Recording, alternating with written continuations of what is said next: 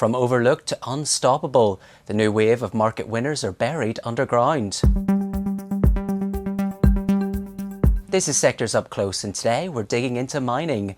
Often dismissed as a dirty business, mining is actually at the heart of the global economy, and right now it's heating up. Gold miners are outpacing AI stocks and even Bitcoin as a surge in precious metals lifts the companies that dig them. But supply is tightening and shortages could last longer than in past cycles. So should investors be rushing into the next great metals boom? Let's ask Stephen Schoenfeld, CEO of Market Vector Indexes. So Stephen, miner stocks have outperformed as higher prices can translate directly into profits.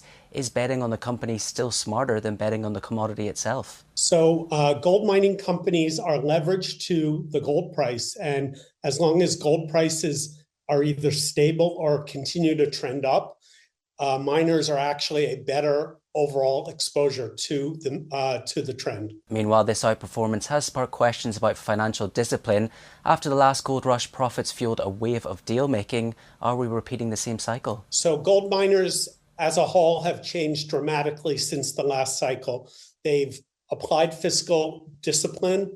They're much more adept at managing costs, and they went into this cycle with a much healthier balance sheets. And so far, we don't see any signs of excess.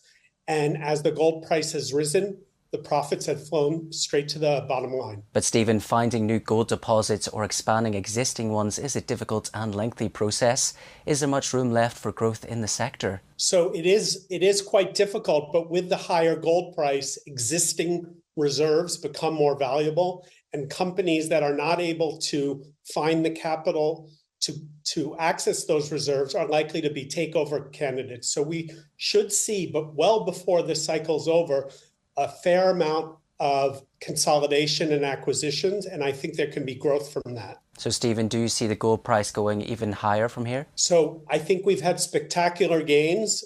Since mid-October, we've had a relatively gentle correction. There could be some more correction, but we expect gold prices to continue to go higher based on central bank demand, retail demand, particularly in emerging markets, growth of ETFs and ETF flows, as well as general political instability. Let's switch gears now to another metal, and the US has added silver to its list of critical minerals, raising the possibility of future tariffs. How devastating would such policies be on the metals market? So I don't see a likelihood of tariffs. When there was some tariff confusion with gold, the Treasury quickly straightened that out.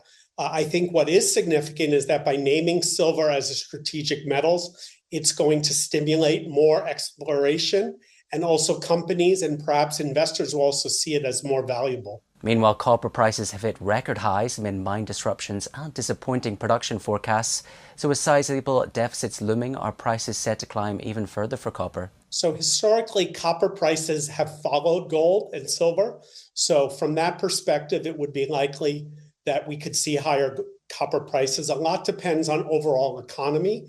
However, this trend seems solid and consistent with the interest in strategic minerals. I think there'll still be a strong bid under copper. Finally, Stephen, let's look to the geopolitical element. And the US claims that China's dominance over rare earths could end within 24 months.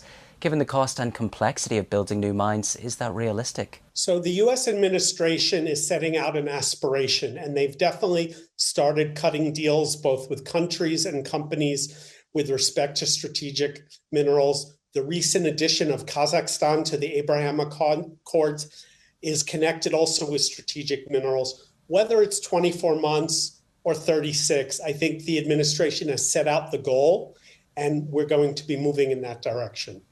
That was Stephen Schoenfeld from Market Vector Indexes. Don't forget, you can watch more videos on Reuters.com.